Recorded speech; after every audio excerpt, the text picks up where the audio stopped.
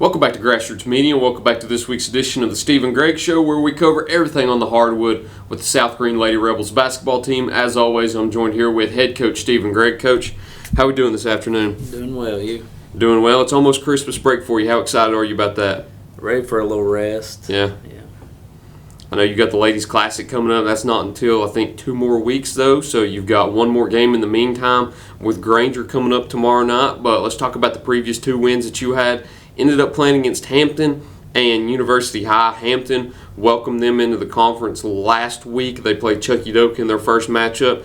Then they had a matchup with you guys, which I think everybody was looking forward to the most, having the defending 1A and defending 2A conference champions facing off for the first time whenever they move up to 2A. You ended up getting the better of them in the first matchup. Talk about that game a little bit and how excited you were to get that win. Yeah, it was a sluggish start on our part. We came out with a game plan, and it wasn't really in our favor. We're down 9-0 way early into the contest. And, of course, I kid with people all the time, and I tell them, you know, the sport should be called adjustment ball instead of basketball, because that's all basketball is. Mm-hmm. It's about making the right adjustments and mixing things up at the right time. So we felt like we needed to wake our kids up and change our defense. And once we made that simple change and then even adjusted it a little bit further at halftime to even extend even more after that. But we did. We rebounded quickly. We got the lead back, and I think we ended up taking a 9-point lead at half. So we reversed that 9-0 deficit and started playing with more intensity. And I know it was, like I said, the game that I think everybody wanted to look forward to the most, because you had the defending District 1 1A champions and District 1 2A champions. We know the pedigree that you've had within this new alignment so far, talking about the defending 2-time conference champions. You hadn't lost a game yet. We had talked about going into this one that this was one of the ones that you probably had circled more because it was their introduction into the conference with you at home. I think this was their first road test outside of the Chucky Doak one, but talk about how important it was to get a win over them with them being as good as they were last year. Yeah, you in this league or any league, it's a must that you got to win your home games. You know, in hopes of winning a district title, you've got to pull some road games out too. And we've been very blessed and fortunate to have a good run that we're on right now.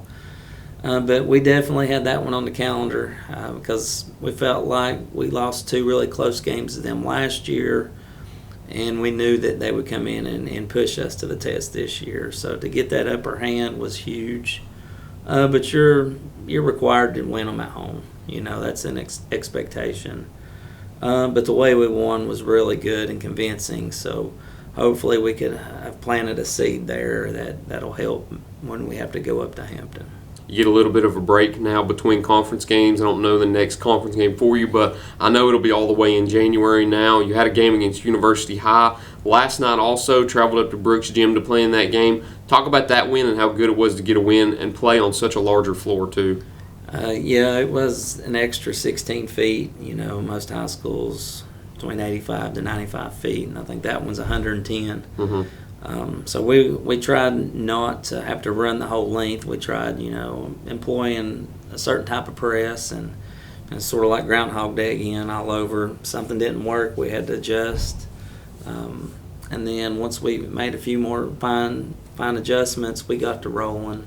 But the first half was not as polished as we like. It was kind of sloppy. And there's been some times this year that we've kind of allowed ourselves to play a different brand of ball than what we expect. Mm-hmm. And, you know, when they started to be methodical in their actions against our press, and we weren't given enough on-ball pressure, and they were able to walk it up some, or just wasn't easily spooked like we thought they would. So we had to make a few little tweaks there and adjusted it, and then we got to roll. And I think the second half, we held them to 2 free throws there in the fourth quarter, so I think we outscored them 31-2 in the second half. And it's a game everybody gets to play, and everybody has opportunities to score and opportunities to rest kids, and you know that's always fun to win a game and still come out injury free and have opportunities to be refreshed for the next one.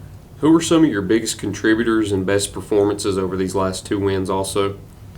I had to think about the Hampton, just go over UH because it's fresh on my mind from last night. But in spurts, we've got girls that can score in reels. It seemed like last night Haley Brooks ended up with 9, but they were all in the first half.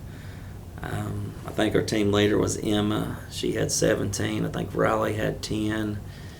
Natalie Foe, she was right behind them with 9. And then we had distribution with 5 and 4.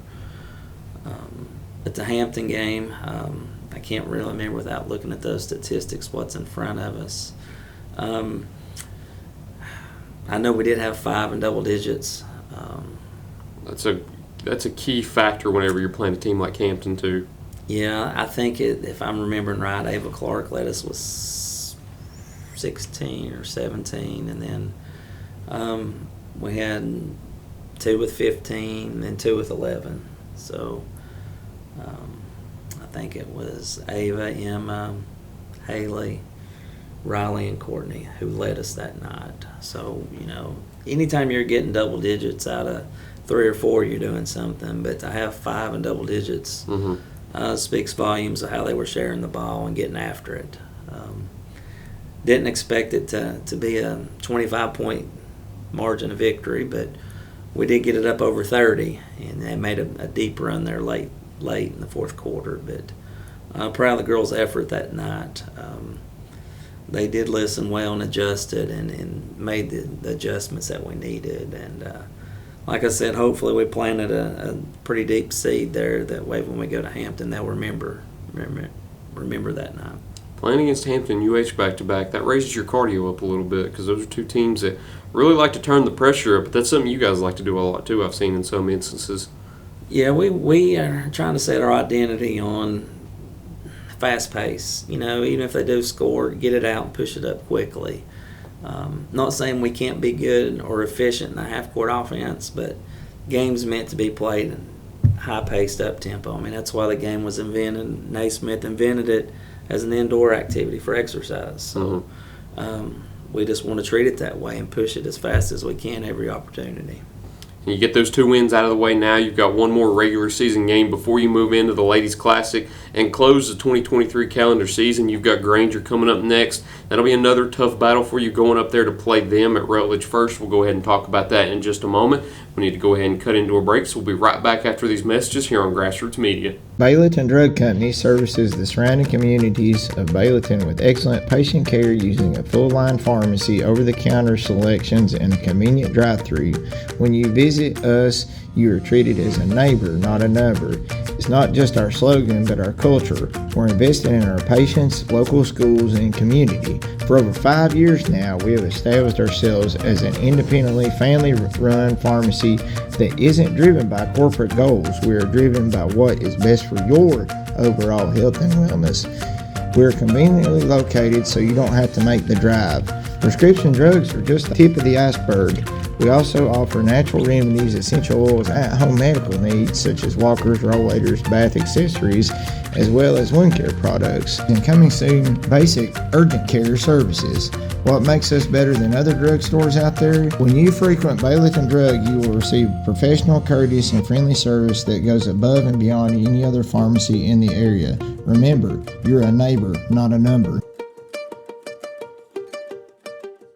Pizza, pancakes, or donuts? The Davy Crockett Travel Center in Bayleton has the cure for all your cravings. While you're there, shop our general store for souvenirs, gifts, and cellular accessories. In a hurry, grab a cold drink and a hot dog to go. Check us out on Facebook and come to Bayleton. Pizza Inn's new Right Way Buffet is open and ready for you and your family. Now with new garlic buttery crust and stuffed crust pizza, along with salads and desserts. It's the best part of your day. The all-day, everyday buffet.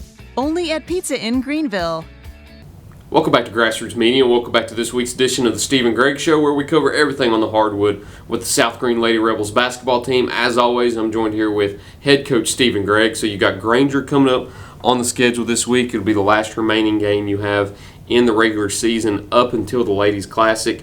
Granger's always one of those teams throughout Northeast Tennessee that everybody always pays attention to. They've got a very good pedigree over the last few years. They've got a very good program down there, and it's a very tough environment to play into. Talk about what you expect when you go down to play them on Thursday night.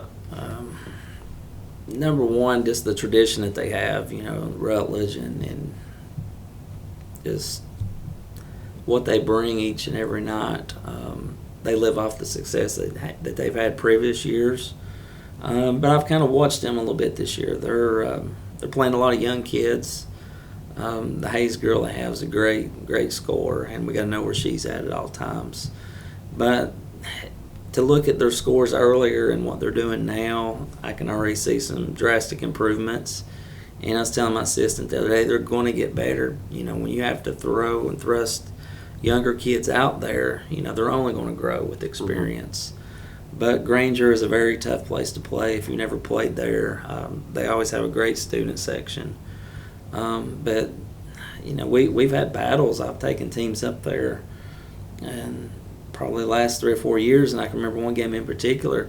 I look up, we're shooting 81% from threes, and we're up 2 at half. Like we were 9 for 11, which is ridiculous. And then it's a one possession game. So I've seen a lot of crazy things up there between South Greene and Granger, both girls and boys games. So we go up there and just kind of expect the unexpected, but no, you got to bring your effort up there.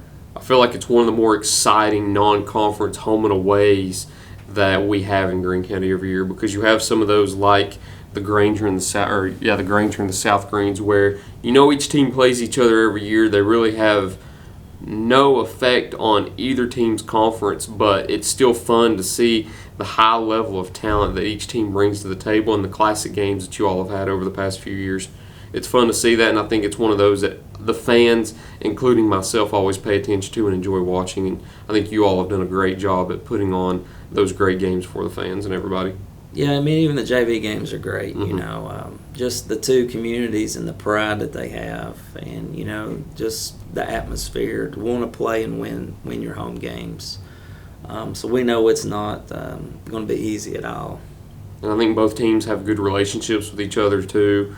Both programs really have good relationships with each other. And I know it's a school that you all play in baseball, boys basketball, football every now and then too. I know football played this year for the first time in a few years, but that's all you've got until the Ladies Classic. Won't go ahead and speak too much about the Ladies Classic just because that's 2 weeks ahead, and I assume you really haven't even opened the book to the Ladies Classic as of right now since it's so far ahead. But that's all we've got this week.